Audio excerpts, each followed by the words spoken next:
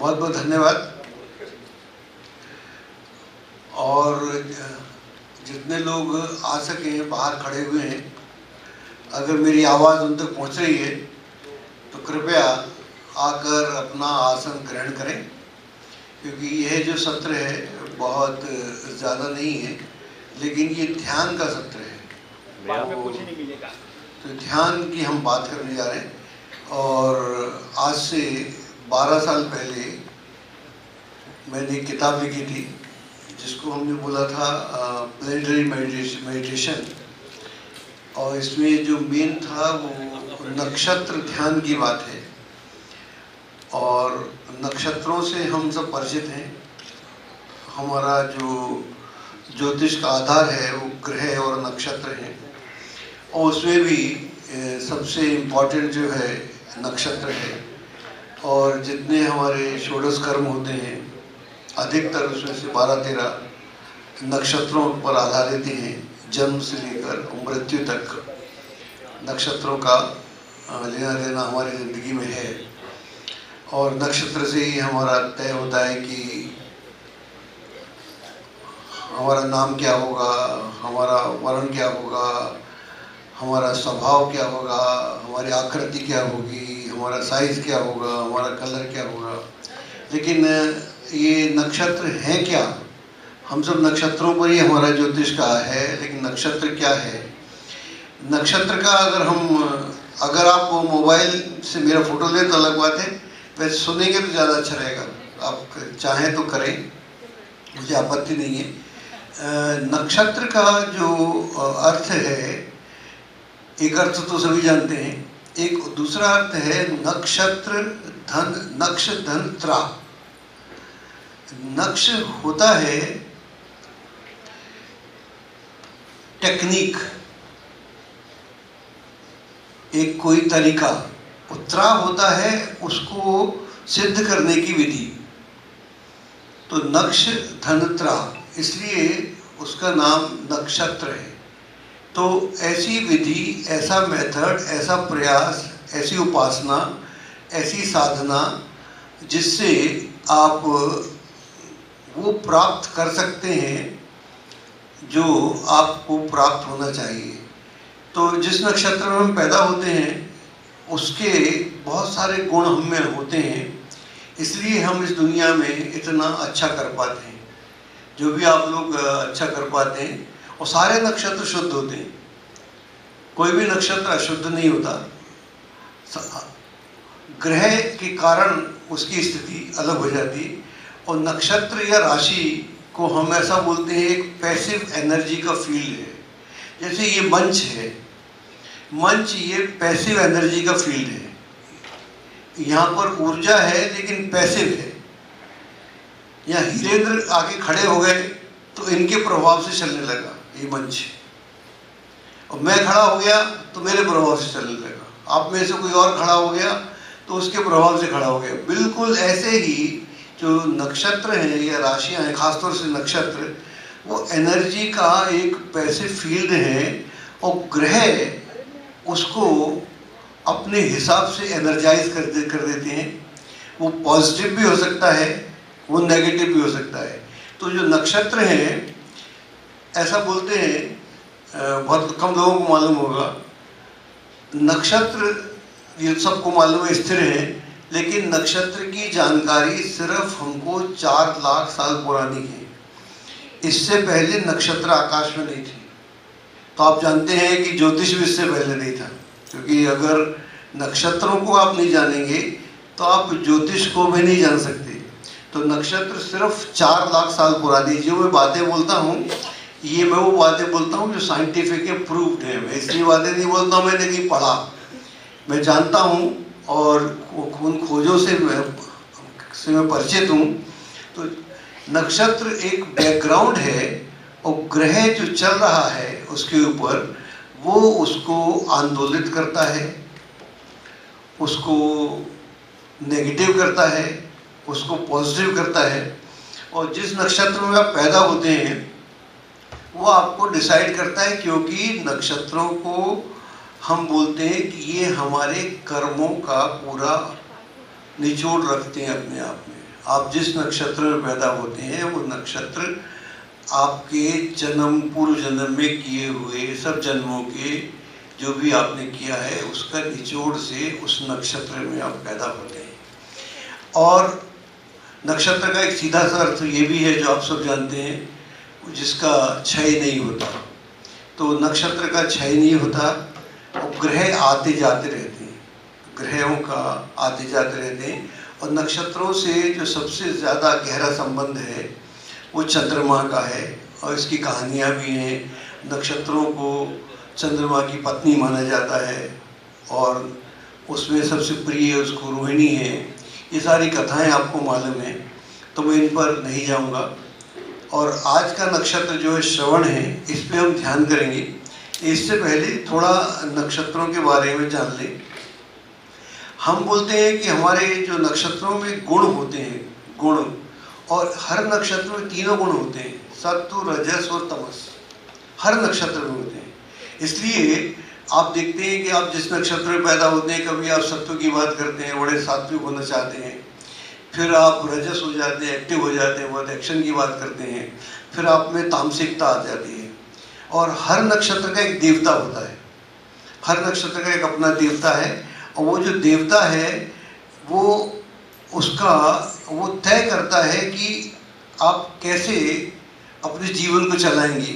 और अगर हम बहुत गहरे में जाएं तो जब आकाश को निर्माण करने का विचार ब्रह्मा को आया, तो ब्रह्मा ने जितने भी देवता थे, और जिसमें राक्षस भी हैं, इसलिए हमारे कई नक्षत्र जो राक्षस हैं, कई नक्षत्र हमारे पुरुष हैं, कई नक्षत्र हमारे स्त्री हैं, और कई नक्षत्र हमारे राक्षस हैं। तो ये उन्होंने बोला ब्रह्मा जी ने कि आप जितने भी देवी देवता हैं नक्षत्रों के रूप में आकाश में स्थापित हो जाएं, ताकि हम इस दुनिया की रचना कर सकें, हमें ऐसे संसार को बना सकें जहाँ पर सब कुछ ऑटोनोमस हो जाए। अब जब भगवान तो दिखते नहीं किसी को भी, ग्रह दिखते हैं, इसलिए हम ज्योतिष को प्रत्यक्ष शास्त्र बोलते हैं, डायरेक्ट साइंस, डायरेक्ट विज्ञान। हमें सूर्य भी दिखता है, हमें चंद्रमा भी दिखता है, और रात्रि में नक्षत्र भी दिखते हैं और ग्रह भी दिखते हैं। तो इसमें जो एनर्जी का पूरा हम बोलते हैं, गुणों की जब बात करते हैं, 3 गुणों से हम सब निर्मित होते हैं। ये 5 तत्वों का हमारा शरीर है, 5 तत्वों का ब्रह्मांड है, और 3 गुण जो हैं सत्व, रजस, तमस, इससे हम आदमी को, प्रकृति को जानने का प्रयास करते हैं। लेकिन ज्योतिष में ये नक्षत्रों का विन्यास एकदम भिन्न है, अलग है, वैसा नहीं है जैसा कि सत्व, रजस, तमस है। हमारी जो पहली राशियां हैं, 4 राशियां, मेष, वृष, मिथुन और कर्क, ये सब रजस में आती हैं। तो रजस यानी एक्शन, एक्शन के बिना इस ब्रह्मांड की शुरुआत हो ही नहीं सकती। जब एक्शन की हम बात करते हैं तो हमारा जो पहली राशि है या पहला नक्षत्र है, पहली राशि हमारी मेष है। और जब भी कहते हैं कि जो दुनिया की शुरुआत हुई तो एक विस्फोट हुआ और एक्सप्लोजन हुआ, वहाँ से दुनिया की शुरुआत हुई।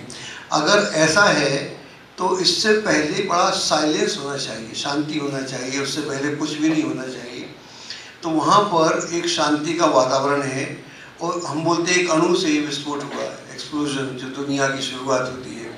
तो वहाँ पर अगर ऐसा है तो इसको फिर ज्योतिष को सिद्ध करना चाहिए। तो हमारी जो पहली राशि है वो मेष है। मेष कौन सी है? उसमें मंगल है, और उसका जो प्रतीक है मेढ़ा है, रैम है। तो रैम को अगर आप जाने तो उसके पास में सिर्फ मस्तिष्क है, उसके पास में सींग है, और सींग से ही वो अपनी दुनिया की यात्रा को, अपने को बचाव करता है। तो उसके पास में सोचना कम है, एक्शन ज़्यादा है। तो एक्शन से ही दुनिया की शुरुआत होती है। और जो पहला नक्षत्र है केतु का नक्षत्र है। केतु मीन्स अनएक्सपेक्टेड, अप्रत्याशित। तो अप्रत्याशित रूप से इस ब्रह्मांड की शुरुआत होती है। और अगर आप यहाँ पर कई माताएं बहनें भी हैं, वो जानती भी हैं कि बच्चा जब पेट में होता है तो जब उसको बाहर निकलना होता है तो वो वहाँ एक्शन शुरू करता है, लाते मारना शुरू कर देता है, वहाँ वो कूदना शुरू कर देता है। तो बिना एक्शन के ये दुनिया की शुरुआत नहीं होती। इसलिए ज्योतिष की जो पहली 4 राशियाँ हैं, हर राशि में 2.25 नक्षत्र हैं।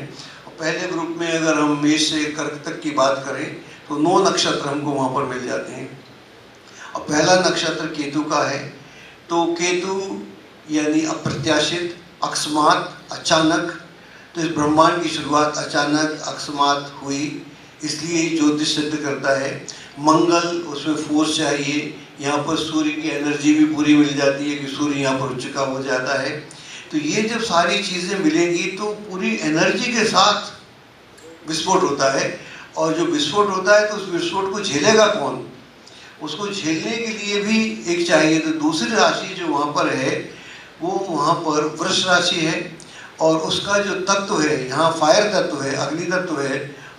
बीच में सब अग्नि है, सूर्य भी अग्नि है, केतु अप्रत्याशित है, वो अग्नि भी हो सकता है, शांत भी हो सकता है, डिपेंडिंग ऑन सिचुएशन। और मंगल तो अग्नि है। तो इस अग्नि को, इस ऊर्जा को, इस नए विचार को कौन झेलेगा? वो झेलने के लिए जो दूसरी राशि है वो वृष की राशि है। तो वृष यानी शुक्र, तो वो उसको एक एनवायरनमेंट देगा जहाँ पर आप अपने आप को स्थापित कर सकें। तो हम क्या करते हैं, जो आपका विचार होता है उस विचार को या उस बीज को, उस सीड को पनपने के लिए जगह भी चाहिए, मट्टी भी चाहिए। तो वहाँ पर अर्थ का एलिमेंट है, सेकंड हाउस। और वहाँ पर आपका जो विचार है, बीजारोपण है, बीजारोपण आप करते हैं तो वहाँ से उसकी उत्पत्ति होती है। तो राशियों का एक अलग से हमारी अंडरस्टैंडिंग है। उसके बाद में जो तीसरी हमारी राशि पड़ती है वो मिथुन राशि पड़ती है। मिथुन में वहाँ पर जो चिन्ह है वो स्त्री पुरुष का चिन्ह है। तो वहाँ पर ह्यूमैनिटी है, वहाँ पर मनुष्य की भी ज़रूरत है और स्त्री की भी ज़रूरत है।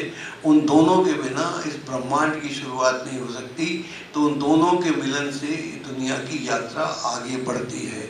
तो हमारे यहाँ वहाँ पर हम देखते हैं नक्षत्रों, और जो नक्षत्र भी फिक्स हैं और राशियाँ फिक्स हैं, इन दोनों में एक अलग प्रकार का कनेक्शन है। अब जब हम चौथी राशि पर आते हैं तो वहाँ पर हमको जो राशि मिलती है वो कर्क राशि मिलती है, जल की राशि मिलती है। जल से हमारा संबंध इमोशन से है। जब भी आप कोई भी संबंध बनाएंगे स्त्री पुरुष का तो वहाँ पर आपकी इमोशनल मामला हो जाएगा, वहाँ पर आप व्यक्तिगत हो जाएंगे, वहाँ पर आप सब्जेक्टिव हो जाएंगे, वहाँ पर आप ऑब्जेक्टिव नहीं रह पाएंगे। आप दुनिया की बातें तो करेंगे लेकिन आप बेटे की बात पहले करेंगे, अपनी बेटी की बात पहले करेंगे, पत्नी की बात पहले करेंगे। तो आप व्यक्तिगत हो जाएंगे। तो आपका जो उद्देश्य जो था दुनिया को समझाने समझाने का वो सेकेंडरी हो जाता है। जब आपके बेटे की बात आती है, आपके मित्र की बात आती है, खास किसी बात की बात आती है, तो फिर आप वो जो एक विचार वाले व्यक्ति होते हैं, जो बड़े न्यायवादी होते हैं, आपका न्याय जगमगाने लगता है। तो अलग से ये राशियों का पूरा विन्यास है। तो यहाँ से हमारी यात्रा अश्विनी से शुरू होकर और 9वें नक्षत्र पर हम चले आते हैं। और जब एक्शन इतना तेज हो जाएगा तो वहाँ आप जब पूरे दिन जब एनर्जी काम करते हैं, मेहनत करते हैं, तब आप में तमस जागृत होगा। तो अपनी जो अगली 4 राशियाँ हैं, सिंह से लेकर और वृश्चिक तक, वो तमस की राशि है, उल्टा चक्र है। वहाँ सत्व रजस तमस था, यहाँ पर रजस फिर तमस। उसके बाद इतने एक्शन के बाद, इतने इमोशन के बाद तो आपका जो तमस है वो जागृत होगा, जो आपका डलनेस है वो जागृत होगी। लेकिन यहाँ पर आपको नक्षत्र कौन सा मिलता है? नक्षत्र मिलता है मघा। मघा यानी हमारे पूर्वज। अभी पितृपक्ष आएगा, तो अभी पितृपक्ष आने वाला है कुछ दिनों के बाद। तो हम पूर्वजों से जो आए, जो हमारे पितरों से आए, उनका हमारे जीवन में क्या रोल है, तो यहाँ से हम मघा की बात करते हैं। और ये जो सीरीज जाके ख़त्म होती है वो ज्येष्ठा में ख़त्म होती है। तो वृश्चिक में आखिरी नक्षत्र ज्येष्ठा है। तो वहाँ ज्येष्ठा मीन्स हमारे बड़े। तो हम आए कहाँ से? पितरों से आए। और जाएंगे कहाँ? हम बड़ों से जाएंगे। तो राशियाँ हमको एक अलग तरह का माहौल देती हैं। जब हम सूर्य की बात मेष में करते हैं तो ये एक एब्रप्ट है, उसको उसको कोई पता नहीं है क्या करेगा। सूर्य क्या करेगा मेष में, कुछ भी करेगा, उसमें कोई अग्नि है, फोर्स है, एनर्जी है। अच्छा करेगा तो वो सुभाष चंद्र बोस भी हो सकता है और चंबल का कोई डाकू भी हो सकता है। दोनों के ही सूर्य मैंने उच्च में देखी, तो दोनों ही बात, एनर्जी है, एनर्जी इधर भी जा सकती है। लेकिन जब हम सिंह में आते हैं, सिंह का जो सूर्य है उसको हम आत्मिक सूर्य बोलते हैं, आत्मा का सूर्य है, आत्मा की बात कर रहा है। सिंह राशि, वहाँ पर आदमी सिंह राशि में आके वहाँ उसका आईनेस, जो मैं हूँ, मेरे होने का, आपने जो इतनी उपलब्धियाँ की हैं, तो उपलब्धियों, जो भी आपकी उपलब्धियाँ हैं, उससे अपने का आपका जो घमंड है, आपको जो अहंकार है, वो वहाँ पर आ जाता है। तो सिंह राशि समझाती है कि आप अहंकार को अगर गहरे में समझ पाएँ, अहंकार से दूर हो पाएँ, तो फिर आप मुक्ति के मार्ग पर जा सकते हैं। लेकिन दोनों स्थितियाँ, तो तमस दोनों स्थितियों को प्रेजेंट करता है। जहाँ पर एक नेगेटिविटी आपकी पूरी है, वो दूसरी आपकी आत्मिक स्थिति है। और जो दूसरी राशि हमको वहाँ मिलती है, वो हमको मिलती है कन्या की। कन्या की जो राशि की जो खास बात है, वो विष्णु की राशि भी है। बुध जो है विष्णु का उससे गहरा संबंध है। और इसके अलावा जो यहाँ पर खास बात है, खास बात यह है कि हम मानवता की सेवा कैसे करें। कन्या अगर राशि आपकी है तो आपको सर्विस करना पड़ेगी, सेवा करनी पड़ेगी, आपको औरों का ध्यान रखना पड़ेगा, औरों के बारे में सोचना पड़ेगा। वहाँ से जब आदमी निकलता है तो तुला में आता है। तुला में आता है तो वहाँ पर दो स्थितियाँ हैं। अगर वो चाहे तो स्पिरिचुअल हो जाए, अगर वो चाहे तो मेटलिस्टिक हो जाए, पूरा भौतिक हो जाए, तो पूरी भौतिकता की वहाँ पर पूरी संभावना है। और जब इतना सब हो जाता है, जब भौतिक अगर ज़्यादा हो जाए, तो फिर वो सीधा जाकर वृश्चिक में, जहाँ पर अज्ञात है, अननोन है, वहाँ पर जाकर उसका पतन हो जाता है, या पतन से उत्थान की यात्रा शुरू होती है। तो अज्ञात का घर है, अज्ञात में गुम हो जाने की भी संभावना है और अज्ञात से ढूंढने की संभावना भी। तो दोनों संभावनाओं को राशियाँ, प्रत्येक राशि, हो सकता है आपकी कोई राशि हो, इससे कोई फर्क नहीं पड़ता, लेकिन आदमी की यात्रा इसके अलावा होती भी नहीं। आप किसी राशि से आए, आपकी यात्रा का यही एक प्रोसेस है। तो यहाँ से हम जब इससे आगे निकलते हैं, तब हम सीधा जो तीसरा हमारा ग्रुप है, धनु से लेकर मीन तक का, वो सत्व का गुण है। अब रजस से चले, एक्शन से चले, एक्शन से सीधे आप तमस में गए, तमस से अगर आप चले तो वहाँ पर आप सत्व की तरफ जाते हैं। तो वहाँ पर जो राशि है, मूल है, पहली राशि नक्षत्र हमको मूल मिलता है, फिर उसके बाद रेवती मिलता है। तो मूल जो नक्षत्र है, वो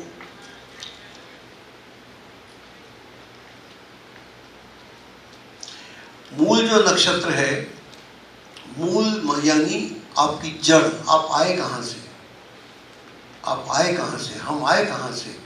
पहले तो केतु में, अश्विनी में हम अप्रत्याशित आ गए। जब हम इसमें आए, मघा में आए, तो हम अपने पूर्वजों से आए। वो भी ठीक है आना हमारा, लेकिन हम तो कहीं और से आए, हमारा मूल तो कुछ और है। हर व्यक्ति की जड़ तो अलग है। हमारे जो भी माँ बाप हैं, वो तो इस जन्म के माँ बाप हैं। हमारे कितने माँ बाप हुए, कितने हमारे जन्म हुए, ये तो सबको बताना मुश्किल है।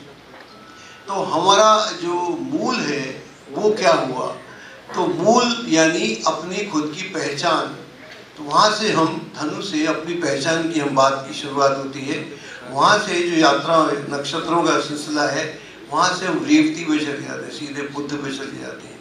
तो धनु में जो धनु का स्वामी है, आप जानते हैं, गुरु है। तो गुरु आपको एक अलग तरह का सोच देता है, समझ देता है। गुरु अगर आपको मारे भी, माँ आपको मारे भी, पिता आपको डांटे भी, तो उसके मारने डांटने में भी एक आपकी समझ के लिए, आपको सुलझाने के लिए, समझाने के लिए बात है।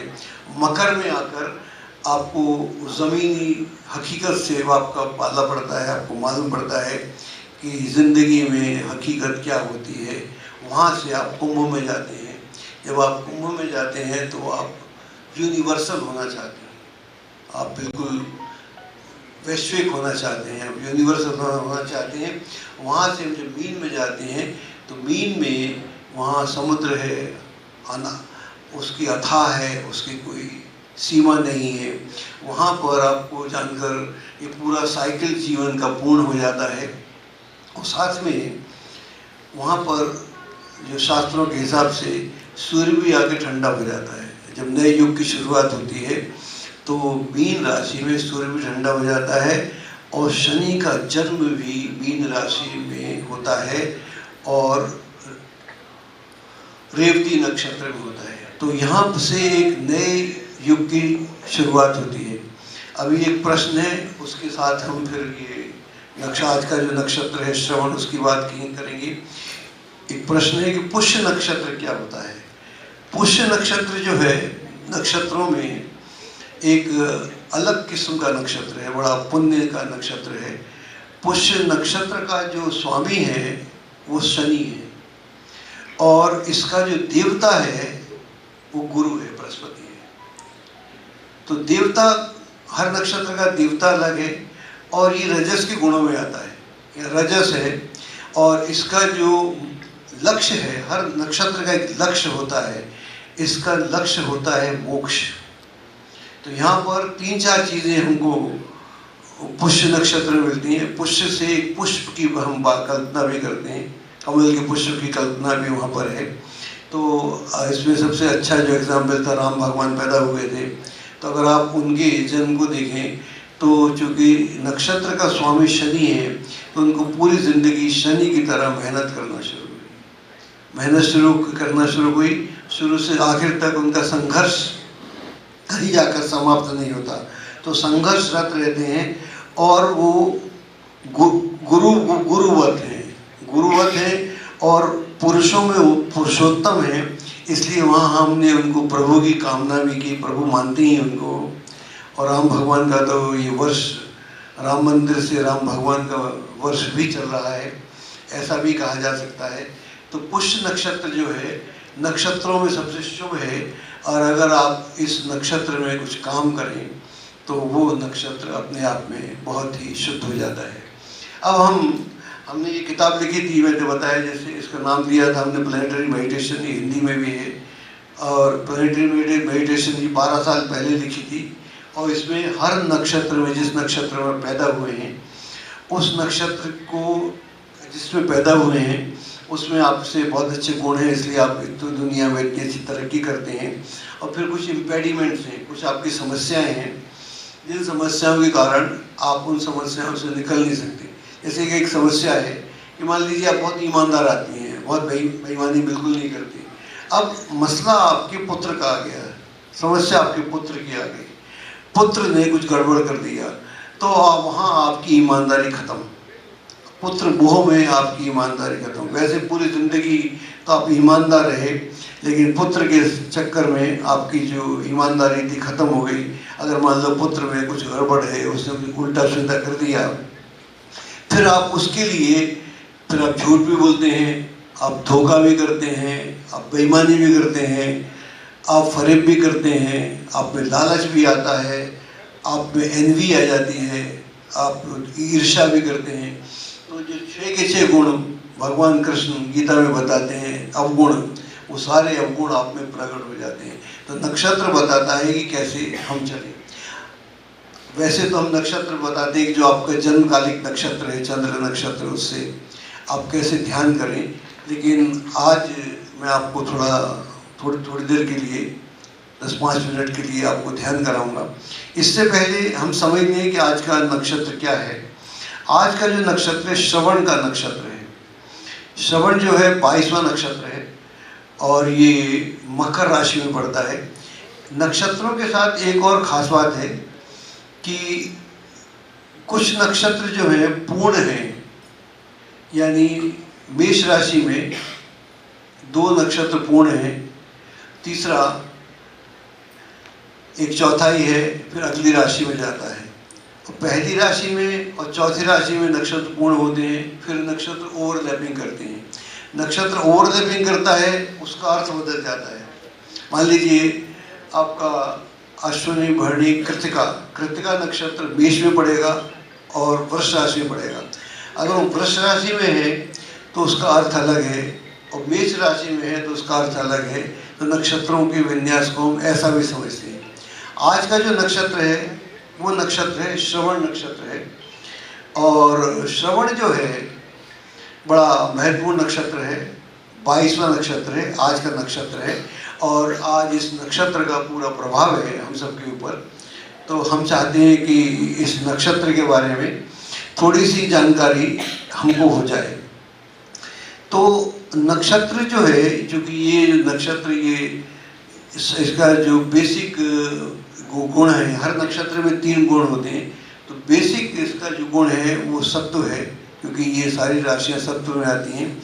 लेकिन दूसरे स्तर पर इसमें तमस है, और तीसरे स्तर पर इसमें रजस है। तो इस तरह से इस नक्षत्र का है, और इस नक्षत्र के जो स्वामी हैं वो विष्णु भगवान हैं।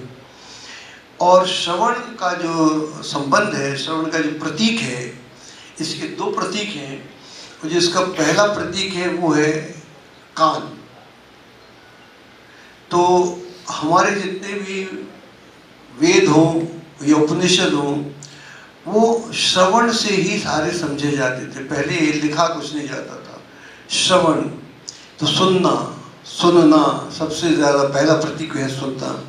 और जब सुनने की हम बात करते हैं तो जैसे कान है आपका, कान आपका सबसे मोस्ट पैसिव एक्टिव इंस्ट्रूमेंट है। अगर आपको कुछ बोलना हो या मुझे बोलना है तो मुझे प्रयास करना पड़ेगा, मैं बोल रहा हूँ। आप सुन रहे हैं, आपको कोई प्रयास नहीं करना। आप मेरी आवाज़ भी सुन रहे हैं, पीछे से आवाज़ आ रही है उसको भी सुन रहे हैं, इधर उधर की आवाज़ भी सुन रहे हैं। लेकिन सुनने के लिए आपको कुछ करना ही नहीं पड़ता, बाहर की आवाज़ भी आती है। तो श्रवण जो है सबसे most inactive and active instrument, एक ऐसा सुनने का, इसलिए हमारे वेदों ने श्रवण और श्रुति उसके ऊपर सारा महत्व दिया। सुनने में, सूंघने में भी सूंघना मान, एक तो सूंघ रहे यहाँ से, अगर हमको कोई चीज़ बहुत पास में जाके सूंघनी तो नाक को लेके जाना पड़ता है। अगर हमको देखना हो तो आँख को लेके जाना पड़ता है कि कोई चीज़ पास में क्या है। सुनने में हमें कुछ नहीं करना पड़ता जब तक कि आदमी बहुत धीरे से ना बोला हो। और जो सुना मीन्स सुना कब जाता है, सुनने के लिए साइलेंस होना, शांत होना बहुत आवश्यक है। अगर आपके मन में उधेड़-बुन चल रही है तो फिर आप मेरी बात नहीं सुन सकते, आप किसी की बात नहीं सुन सकते। तो इसलिए वेद और पुराण और ये हमारे उपनिषद अगर आज तक जिंदा हैं, तो जिन लोगों ने सुना उनकी श्रुति भी बनी रही, उनकी याददाश्त बनी रही, वो भूले नहीं। लिखना तो अभी शुरू हुआ। अगर लिपि की बात करें तो लिपि, जो प्रिंटिंग मशीन तो 400 साल पहले आई, उससे पहले तो जो लिखा तो हाथों से लिखा। तो आप क्या समझ रहे हैं कि हाथों से वो गोरखपुर की तरह से किताबें छापे जा रहे थे? ऐसा तो नहीं हो सकता ना। तो लिखा तो बहुत थोड़ा सा होगा, लेकिन जिन लोगों ने बोला, जब हम सूत जी महाराज की बात करते हैं, चाहे देवी पुराण हो, चाहे भागवत की बात हो, तो व्यास जी से सुना उन्होंने। सूत जी जब आगे पूरी कथा सुनाते हैं आपको, देवी भागवत हो या कोई पुराण की बात हो, तो वहाँ पर भागवतम की बात सुनाते हैं। तो वो सूत जी जो थे, जो सुन रहा था, जो व्यक्ति सुन रहा था, जो शिष्य सुन रहा था और सुन रहा था, फिर लोगों को सुना रहा था, फिर लोग याद करते थे। तो श्रुति, तो ये जो नक्षत्र है श्रवण, ये इसकी खास बात है, सुनना। अगर आप सुन सकते हैं फिर आप कुछ भी कर सकते हैं। जब सुना नहीं तो फिर आप बोल नहीं सकते। जो सुनता है वो सबसे ज़्यादा इम्पोर्टेंट व्यक्ति होता है। और साइलेंस, एक ऐसा बोलते हैं, एक निशब्द था, एक निशब्द था और दूसरा नाद था। एक लंबे समय तक निशब्द था, जब फिर नाद हुआ, फिर ब्रह्म नाद हुआ, वहाँ से दुनिया की शुरुआत होती है। ऐसे हमारे वेद, उपनिषद और पुराण बोलते हैं। तो निशब्द से शब्द की तरफ, तो निशब्द, कान जो आपका है निशब्द की स्थिति में आपको लेके जाता है। वहाँ जब शब्द की टंकार होती है तो टंकार से आपके पूरे आपके शरीर में, वातावरण में एक नई तरह की ऊर्जा भरती है। फिर आप सुनते क्या हैं, सुना आपने क्या, अगर आपने गलत सुना तो फिर वो उसका असर अलग होना शुरू हो जाता है। इसलिए हमारे ऋषि मुनियों ने सबसे ज़्यादा महत्व दिया कि सुनने पे। और ये जो इस 4 राशियों में जो नक्षत्र पड़ते हैं उन सब में खास बात यह है कि इनका जो सत्व है, सत्व यानी सुना तो आपने बढ़िया, लेकिन उसके बाद में जिसका पहला गुण है वो, क्योंकि हर नक्षत्र के 3 गुण होते हैं, पहला सत्व है लेकिन दूसरा तमस है। अगर आपने उसका प्रयोग नहीं किया तो फिर तमस में चला गया। बात तो वाणी तो बहुत सुनने को गई, हम लोग जाते हैं बड़े अच्छी अच्छी बातें सुन रहे हैं, अभी आप मेरी बातें भी सुन रहे हैं, आप बड़े गौर से सुन रहे हैं, तो लेकिन अगर इसके बाद तमस जागृत हो जाए या उसके ऊपर आप प्रयोग ना करें तो फिर ख़त्म हो जाएगा। और तीसरा जो इसका गुण है रजस से, फिर आदमी कहता है पहले तो सुना, तब तो गौर से सुना, फिर सब तमस में गया, फिर से तमस में गया, तब मैं इसको कैसे, इसका प्रयोग कैसे करूं, तो प्रयोग कैसे करें, तो ये सारा नक्षत्र का प्रोसेस है। तो पहले हम नक्षत्र को समझें, नक्षत्र क्या है और नक्षत्र का असर क्या है, और फिर चूँकि ये नक्षत्र सबका है आज, क्योंकि उसका पूरे वातावरण में, पूरे ब्रह्मांड में इसी का प्रभाव है, तो हम सोचा आज हम इसी की बात करते हैं। और ये नक्षत्र मेडिटेशन ध्यान की हम बात कर रहे हैं, इस पे हम पिछले 12 वर्षों से बात कर रहे हैं। जब मैं देश में विदेश में घूमता हूँ तो हम करते हैं। तो मैंने अंजन जी से रिक्वेस्ट किया कि अगर आप मौका दें तो जो लोग भी हमारे आए यहाँ पर तो उनको हम नक्षत्र बताएं कि नक्षत्र कैसे है। ये हमारी किताबें हर जगह मिल जाती हैं, हिंदी में भी है और इंग्लिश में भी है। तो आज का जो नक्षत्र है उसकी मैंने खूबी बताई। और नक्षत्र ध्यान हम कैसे करते हैं, ये हमने इसको 4 भागों में बांटा हुआ है। तो हम बोलते हैं कि अगर एक आदमी, जब ये मैंने किताब लिखी आज से 12 साल पहले, तब दुनिया बदल रही थी।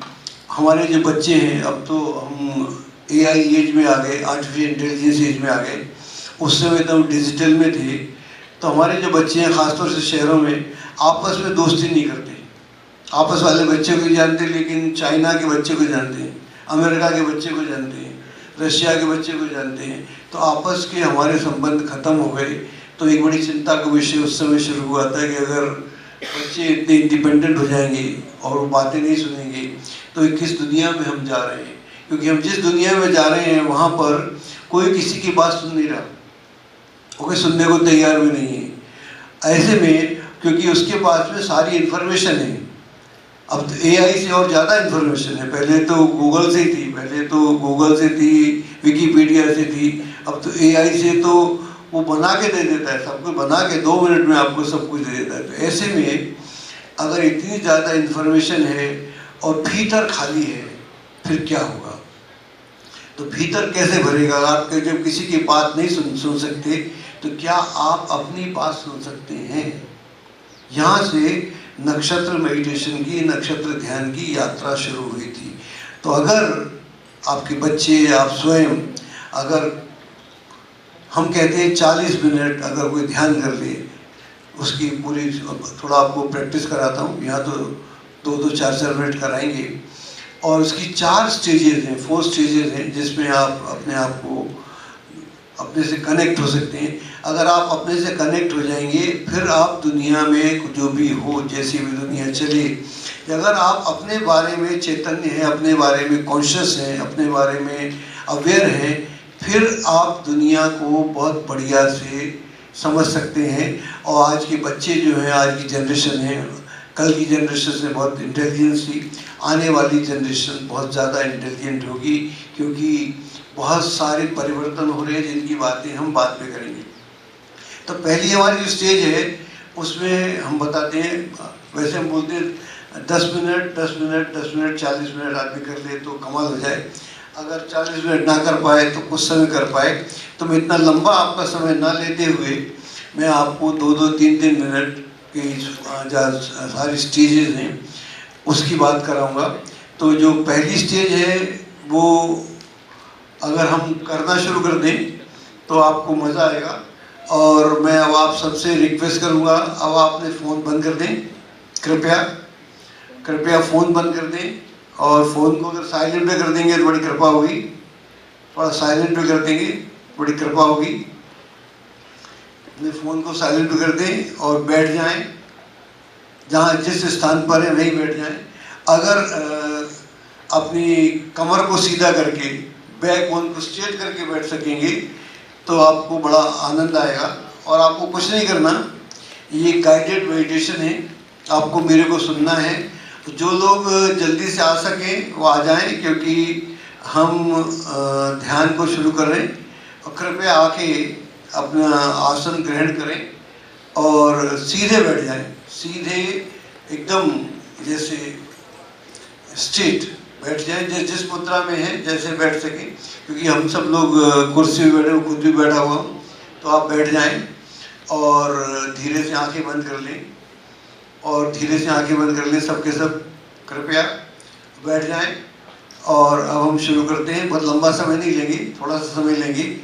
और आप सांस तो हम लेते ही हैं, लेकिन आज जो आप सांस लेंगे, आप विचार कीजिएगा कि आप ये सांस अपनी रीढ़ की जो बेस हड्डी है वहाँ से लेकर और अपने सहस्त्रार तक ले रहे हैं, यानी मूलाधार से लेकर आप जो सांस ले रहे हैं, मूलाधार से लेकर सहस्त्रार तक, तो वहाँ तक ले रहे हैं, यानी from the base of your spine to the crown of your head. तो वहाँ से जैसे आप सांस ले रहे हैं तो आप इनहेल कर रहे हैं, तो आप इनहेल करें और कल्पना करें कि आप बैक बोन से सांस ले रहे हैं, बैक आँख बंद करके बैक बोन पूरी रीढ़ की हड्डी से आपकी सांस गुजरती हुई आपके मस्तिष्क के ऊपर तक जा रही है, और फिर वहाँ से एकदम नीचे आ रही है, वो आपकी बैक बोन पे आ रही है। आंखें बंद कर लें आप भी दिवाकर जी, फिर आपको ज़्यादा आनंद आएगा। और करें और खुद करें, और सांस ले रहे हैं, सांस लीजिएगा, इनहेल कीजिएगा, inhale and your breath should go up to the top of your head, and then वहाँ से आप नीचे अपने बेस के ऊपर आएँ। जैसे आप ऊपर जाते हैं तो आप थोड़ी देर वहाँ रुकें, जितना भी आराम से रुक सकते हैं, जितना आप आराम से रुक सकते हैं, कोई बोझ ना डालें। और जब उसके बाद एक्सहेल करना शुरू कर दें, श्वास को निकालना शुरू कर दें। और जब आप नीचे बेस पर आएँ, आपके जो कुंडलनी का बेस होता है उस पॉइंट पर आएँ, तो वहाँ पर भी थोड़े समय के लिए रुकें, जितना आप रुक सकते हैं। और उसके बाद फिर इनहेल करना शुरू करें और एक्सहेल करना शुरू करें। श्वास लें और श्वास को निकालें, लेकिन ये पूरी प्रक्रिया आपकी बैक बोन से होना चाहिए। आपको ऐसा कल्पना करें कि आप सांस ले रहे हैं, तो सांस लेते वक्त जैसे मैं कर रहा हूँ,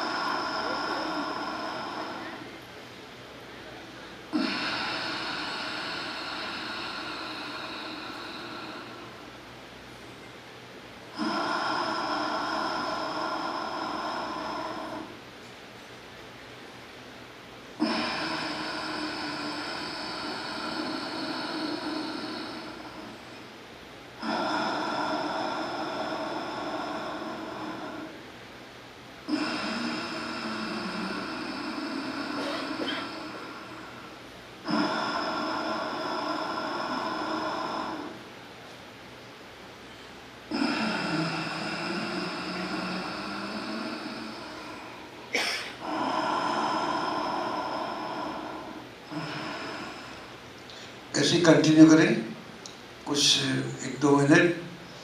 जब आप सांस पूरी ले लें तो रुकें, जब आप सांस पूरी निकाल लें तो रुकें, और इसी मुद्रा में बैठे रहें और अपनी आंखें ना खोलें।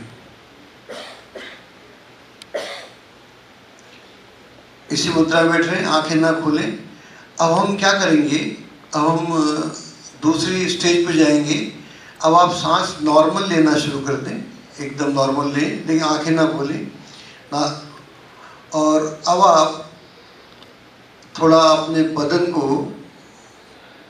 वॉच करें, बॉडी को वॉच करें, अपने अटेंशन को आप अपने क्राउन हेड पे ले जाएं, एकदम मस्तिष्क के ऊपर भाग पे ले जाएं, और ज़रा अपने मस्तिष्क के बारे में विचार करें।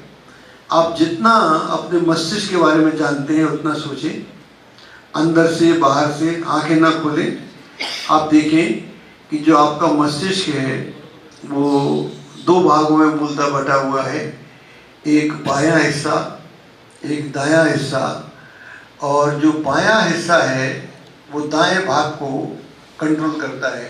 यानी बायां जो आपका ब्रेन का हिस्सा है वो आपकी दाएं आँख को, दाएं हाथ को, दाएं पैर को कंट्रोल करता है, और जो बायां है वो आपकी अपोजिट वाले को कंट्रोल करता है।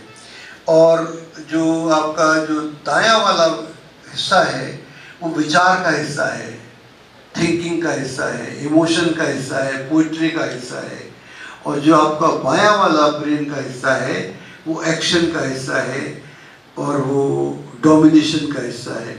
तो वहाँ से नीचे आइएगा और नीचे आकर अपनी मस्तिष्क को देखिएगा, बंद आंखें करके अपनी आँखों को देखिएगा, अपने फेस को गौर से देखिएगा, अंदर बाहर, टीथ को, लिप्स को, अपनी चिन को, फिर धीरे से गर्दन को ऑब्जर्व कीजिएगा, फिर अपने हाथों पे ध्यान दीजिएगा आंखें बंद करके, चेस्ट को देखिएगा, बैक को नोटिस कीजिएगा अंदर बाहर से, फिर अपने स्टमक को देखिएगा, जेनिटल्स को देखिएगा, फिर अपने लेग्स पर आइएगा, थाइस पर आइएगा, थाइस को देखिएगा, नीज को देखिएगा, फिर अपने धीरे धीरे काफ मसल्स और पैरों तक आइएगा।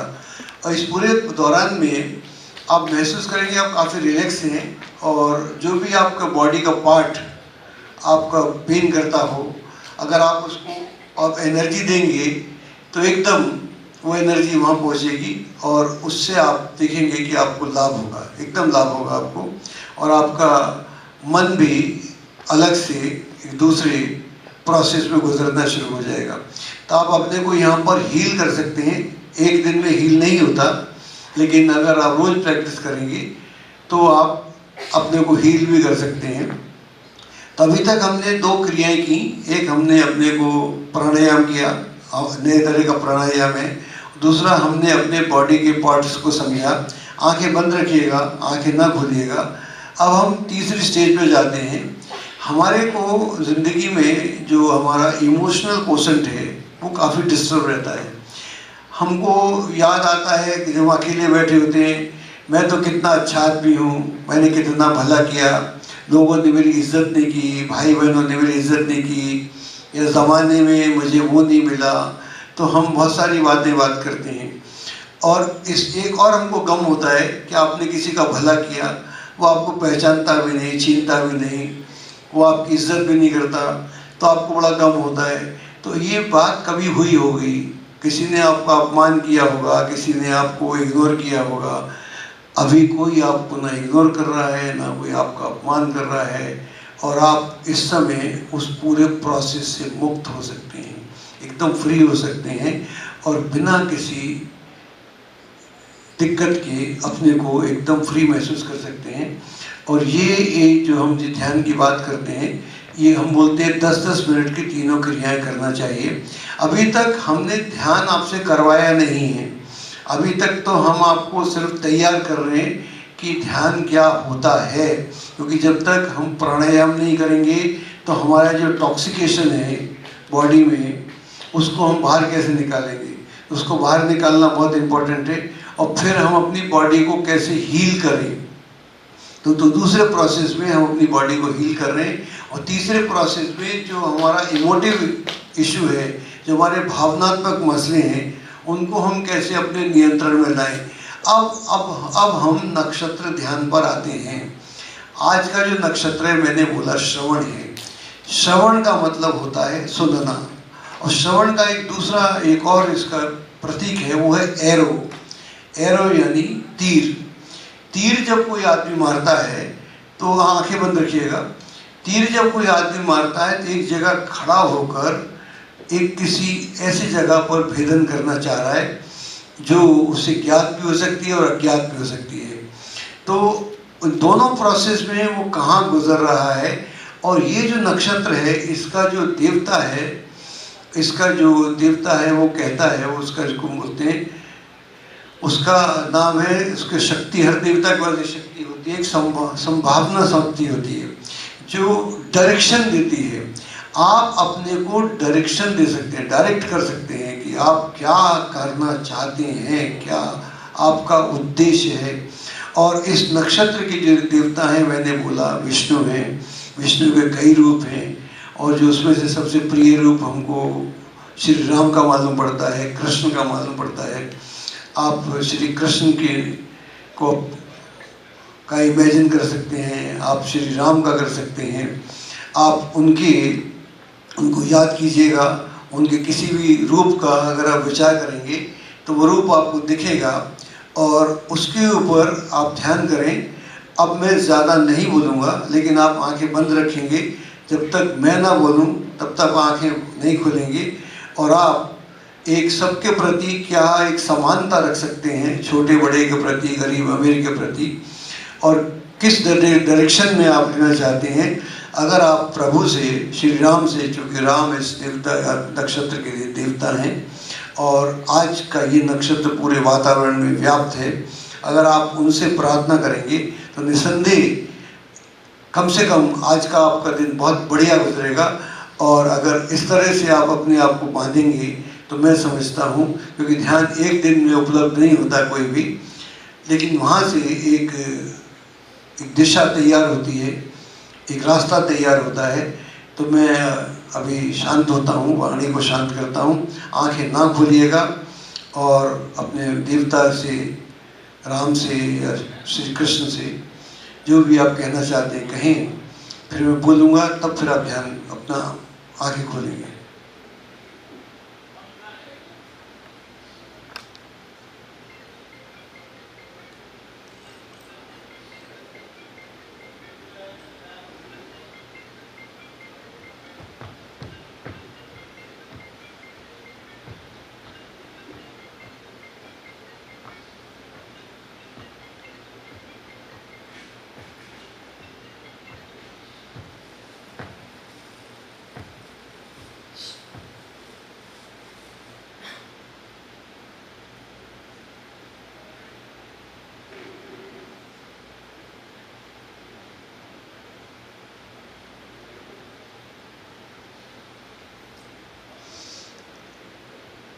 अब आप धीरे धीरे हाथ मलते हुए अपने आगे खोल सकते हैं।